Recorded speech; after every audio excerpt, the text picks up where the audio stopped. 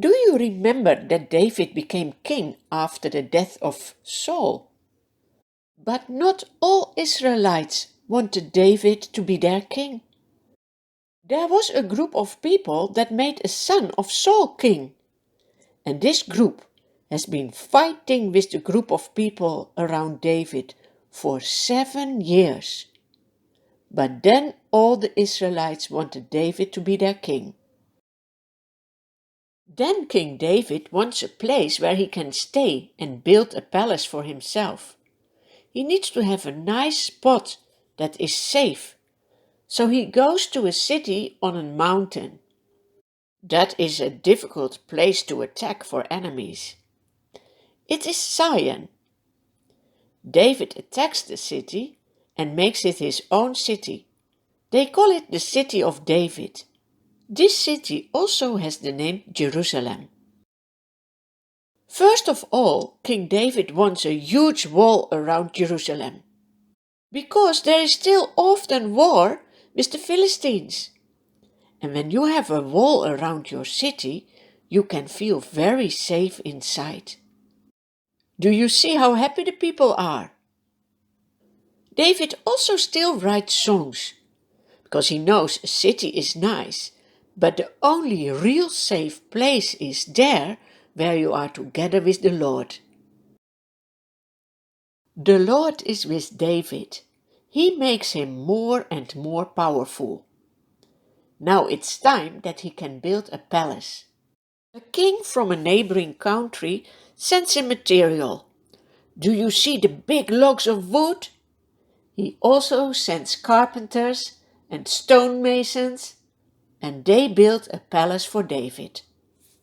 David glorifies God because he knows it's only God who gives him all these blessings. Are you grateful for the blessings that God gives you? When David is living in his palace in Jerusalem, he still has a wish. He wants the Ark of God to be in Jerusalem as well. Do you remember what the Ark is?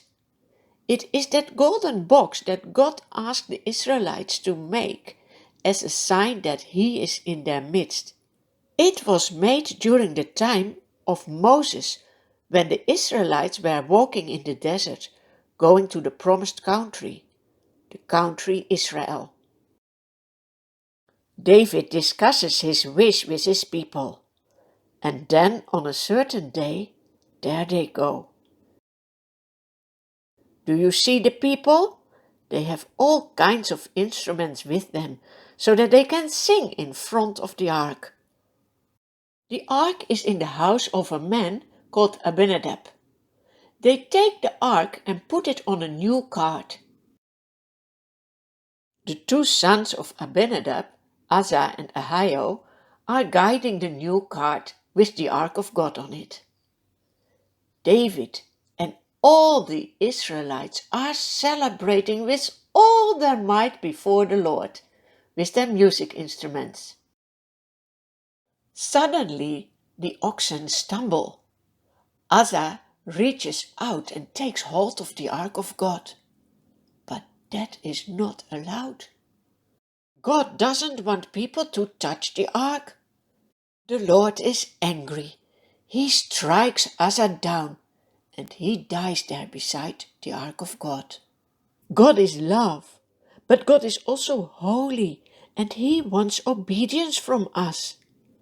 That's why it is so important to know these stories, so that we are warned and that we love and obey the Lord.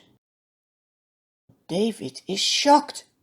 He is angry, but he is also afraid of the Lord and says, "How can the ark of the Lord ever come to me?" David is not willing to take the ark of the Lord to be with him in Jerusalem. Instead, he takes it to the house of Obed-Edom.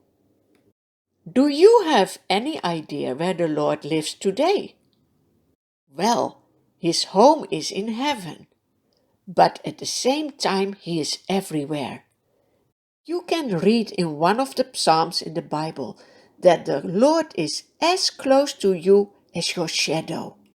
So now when you walk in the sunshine and you will see your shadow, think about how close by the Lord is with His love.